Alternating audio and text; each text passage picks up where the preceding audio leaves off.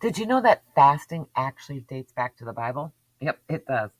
In ancient times, fasting was used as a sacred and nutritional therapy for various conditions, including epilepsy.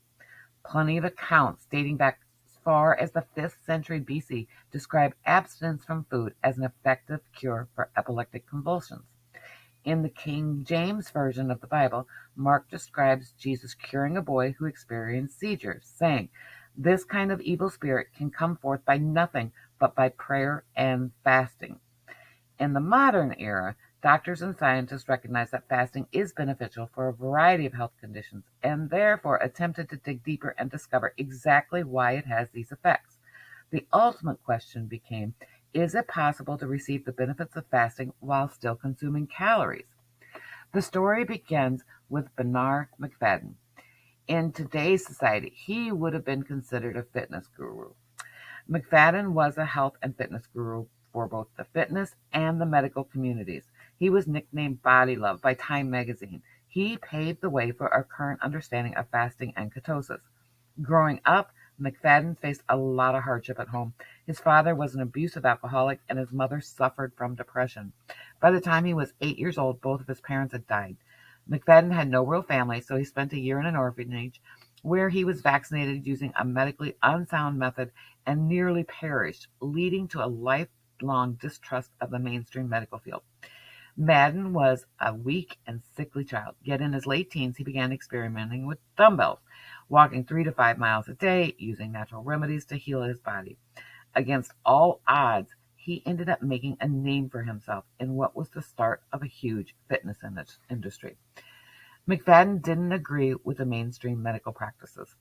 He started his own magazine, Physical Culture, which set out to educate readers on the importance of being physically active, eating healthy, and limiting tobacco, alcohol, and even white bread. By 1903, the magazine's circulation had reached over 100,000 copies a month, and it ultimately established McFadden as America's first health guru. Soon after achieving wide acclaim, McFadden began making incredible promises that his tactic could cure any disease and allow people to live over 100 years old. His formula was simple: exercise, get sunlight, avoid alcohol and tobacco, monitor diet. Well, fast forward to a decade to 1921, and Raoul Guillain, a prominent physician from New York who had a personal interest in fasting. His young cousin had been dealing with epilepsy for 4 years, and he'd watched as every treatment recommended by the leading doctors in the field failed. Dr. Guillain and his cousin's family sought advice from two individuals who claimed to have all the answers: Bernard McFadden and Dr. Hugh Conklin in Battle Creek, Michigan.